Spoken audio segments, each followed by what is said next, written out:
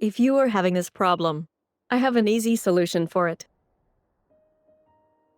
You just have to download a VPN. That's it. Link in the description. Choose any server you like, and click connect.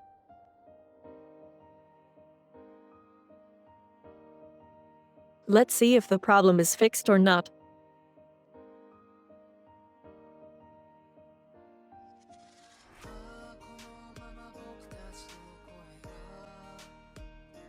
You can see the problem is fixed. Now you can play GTA Online without any problem. Subscribe for more problem fix videos. Thanks for watching.